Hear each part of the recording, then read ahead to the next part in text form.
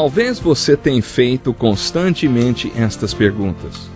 Onde posso encontrar refúgio num mundo cheio de conflitos? Ou, como e onde posso encontrar força para vencer nesse mundo que oferece tantas derrotas? Acompanhe agora com o pastor Edson Bruno mais um programa Encontro com a Palavra.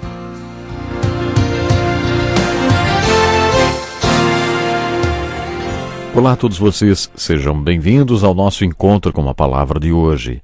Estamos estudando detalhadamente a carta de Paulo aos Romanos e temos tido o privilégio de mergulhar em profundas verdades bíblicas. É uma grande alegria ter você conosco. Para recapitular o que vimos nos últimos programas, eu gostaria de ler a partir do versículo 14 até o final do capítulo 1 da carta de Paulo aos Romanos. Você que tem acompanhado esse estudo conosco já sabe que esse texto trata das acusações de Deus contra o homem, de atos que a humanidade cometia e ainda comete. Também encontramos nesse texto algumas decisões que Deus tomou em relação ao homem, válidas para aqueles tempos e também para os dias de hoje. Além disso, também vimos quais foram as consequências que Deus permitiu que sobrevivessem sobre a família humana, consequências essas que o homem arca até hoje. O que temos neste texto é a explicação de Deus sobre o que era e ainda é a humanidade. Por isso, se você compreender bem esta passagem das Escrituras, não se surpreenderá com o que vai descobrir. As boas novas são a única solução de Deus para a família humana, para aquela época e também para os nossos dias. Pense em tudo isto à medida que acompanhar a leitura do texto. Vamos começar a partir do versículo 18 até o final do capítulo 1 de Romanos e depois voltaremos para o versículo 14 e leremos até o versículo 17. Vamos à leitura. Portanto, a ira de Deus é revelada dos céus contra toda impiedade e injustiça dos homens que suprimem a verdade pela injustiça, pois o que de Deus se pode conhecer é manifesto entre eles, porque Deus lhes manifestou. Pois desde a criação do mundo, os atributos invisíveis de Deus, seu eterno poder e sua natureza divina, têm sido vistos claramente, sendo compreendidos por meio das coisas criadas, de forma que tais homens são indesculpáveis, porque tendo conhecido a Deus, não o glorificaram como Deus, nem lhe renderam graças, mas os seus pensamentos tornaram-se fúteis e o coração insensato deles obscureceu-se. Dizendo-se sábios, tornaram-se loucos e trocaram a glória do Deus imortal por imagens feitas segundo a semelhança do homem mortal, bem como de pássaros, quadrúpedes e répteis. Por isso Deus os entregou à impureza sexual, segundo os desejos pecaminosos do seu coração, para a degradação do seu corpo entre si. Trocaram a verdade de Deus pela mentira e adoraram e serviram a coisas e seres criados em lugar do Criador, que é bendito para sempre. Amém. Por causa disso, Deus os entregou a paixões vergonhosas. Até suas mulheres trocaram suas relações sexuais naturais por outras contrárias à natureza. Da mesma forma, os homens também abandonaram as relações naturais com as mulheres e se inflamaram de paixão uns pelos outros. Começaram a cometer atos indecentes homens com homens e receberam em si mesmos o castigo merecido pela sua perversão. Além do mais, visto que desprezaram o conhecimento de Deus, ele os entregou a uma disposição mental reprovável para praticarem o que não deviam. Tornaram-se cheios de toda sorte de injustiça, maldade, ganância e depravação. Estão cheios de inveja, homicídio, rivalidades, engano e malícia. São bisbilhoteiros, caluniadores, inimigos de Deus, insolentes, arrogantes e presunçosos. Inventam maneiras de praticar o mal. Desobedecem a seus pais, são insensatos, desleais, sem amor pela família, implacáveis. Embora conheçam o justo decreto de Deus de que as pessoas que praticam tais coisas merecem a morte, não somente continuam a praticá-las, mas também aprovam aqueles que as praticam. Sou devedor tanto a gregos como a bárbaros, tanto a sábios como a ignorantes. Por isso estou disposto a pregar o Evangelho também a vocês que estão em Roma. Não me envergonhe do Evangelho, porque é poder de Deus para a salvação de todo aquele que crê, primeiro do judeu, depois do grego. Porque no Evangelho é revelada a justiça de Deus, uma justiça que do princípio ao fim é pela fé, como está escrito, o justo viverá pela fé. Bom, você provavelmente já tinha ouvido falar sobre todos estes atos praticados pelo homem antes de começarmos a estudar esse texto, não é mesmo? Estas acusações que pesaram sobre a família humana ainda pesam até hoje. Será que também pesam sobre a sua vida? Para responder e deixar esse texto mais pessoal, vamos trocar todos os pronomes pessoais e relativos que estão no plural e colocá-los na primeira pessoa do singular. Ao invés de dizermos eles, vamos dizer eu. Transfira este texto para a sua vida. Como dissemos no último programa, Deus não tinha de dar nenhuma explicação para nós quando escreveu Gênesis capítulo 3, que fala da queda do homem, nem este capítulo de Romanos. Mas ele queria que soubéssemos como tudo tinha acontecido para entendermos como a família humana é hoje. Tenho certeza que você vai concordar que a realidade descrita neste capítulo não se refere apenas ao que era, mas ao que ainda é e acontece na humanidade. Por isso este livro está dirigido também a mim e a você. O segundo capítulo começa com duas objeções do homem às acusações que Deus fez. A primeira foi: quem? Eu? Você está falando de mim? Eu sou judeu e os judeus receberam uma lei, fomos separados e diferenciados de todos os outros povos da terra. Somos salvos. Não temos nada a ver com isto, porque somos judeus. A segunda objeção foi: quem? Eu? Você não percebeu que sou um bom pagão, uma boa pessoa? Você não pode estar falando de mim? Não faço nenhuma dessas coisas. Mas Paulo respondeu: estou falando de você, sim, Senhor. E conclui o capítulo 3 dizendo que todos nós pecamos e por isso precisamos da graça de Deus. Na minha opinião, toda pessoa que acha que não peca tem uma ideia errada do que é pecado. O que é pecado, afinal?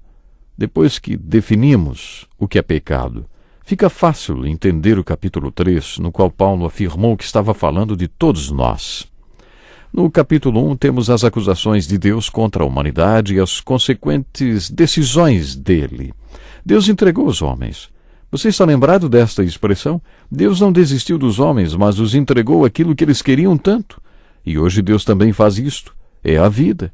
Você pode viver do jeito que quiser, mas depois vai enfrentar as consequências das suas escolhas. Mais adiante, nesta epístola, Paulo falará muito sobre a soberania de Deus. Basicamente, o que ele diz é o seguinte: nossa vida é como um livro.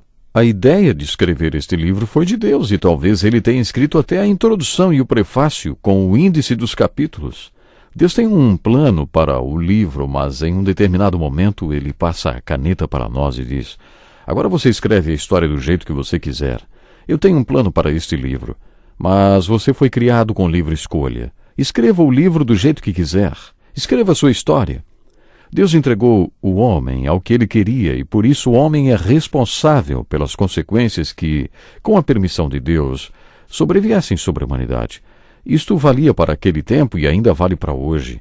Por algum motivo achamos que hoje sabemos muito mais do que o homem sabia séculos atrás e que por isso somos melhores do que o homem daqueles tempos. Isto não é verdade. Isto foge da realidade.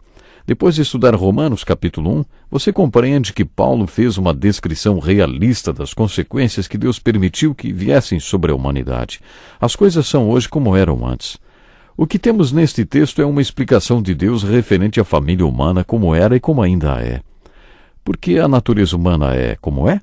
Nós nos surpreendemos quando nos deparamos com a nossa natureza humana. E o que seria de nós sem Jesus e apenas com a nossa natureza? O que é a natureza humana? Paulo discute muito bem este assunto no primeiro capítulo desta carta. Não se assuste quando constatar o que é a natureza humana. Eu não me conformo quando as pessoas dizem que o ser humano é essencialmente bom, que basta apenas que seja estimulado. Com base nas Escrituras e na minha própria vivência, discordo totalmente. Agora, pela última vez, gostaria de rever as 25 acusações de Deus contra a humanidade. A primeira é a impiedade, ou seja, a desobediência aos mandamentos contidos na primeira tábua dos 10 mandamentos. A segunda é a injustiça, ou seja, a desobediência aos mandamentos da segunda tábua dos 10 mandamentos. A primeira tábua continha os mandamentos referentes ao nosso relacionamento com Deus. Estes mandamentos foram quebrados e isto é chamado de impiedade. A segunda tábua continha os mandamentos referentes ao nosso relacionamento com o próximo, que também foram quebrados de acordo com Deus, e isto é chamado de injustiça. A próxima acusação é que o homem, apesar de conhecer a justiça, suprime-a pela injustiça. Ele sabe que a verdade causará desconforto ao seu estilo de vida injusto, por isso ele a retém. Esta é uma das acusações de Deus contra o homem. O que pode ser conhecido a respeito de Deus é conhecido, porque Deus revela aos homens. Os homens têm uma consciência interior e também há revelação na natureza exterior. Deus não afirma que se possa conhecer o Evangelho através da revelação natural, mas diz que a natureza revela duas coisas a respeito de Deus, sua divindade e seu poder eterno. Por isso Deus diz que os homens são indesculpáveis. Através da natureza eles podem saber o suficiente e por isso são indesculpáveis. Pecado é saber o que deve ser feito e acabar suprimindo a verdade por causa do seu estilo de vida contrário a ela. Mas se você anda na luz da verdade que conhece, a situação é outra. Os homens sempre têm uma religião, têm algumas ideias sobre o que é certo e o que é errado, têm consciência e o conjunto de regras, mas nunca vivem de acordo com elas. Por isso Deus afirma que eles não têm desculpa. Deus afirma que quando eles têm um encontro com Deus, não dão a Deus o lugar de direito em suas vidas, não o glorificam como Deus e se tornam ingratos. Tornam-se fúteis em seus próprios pensamentos e insensatos em seus corações, ou no centro de suas próprias vontades, tornam-se obscurecidos.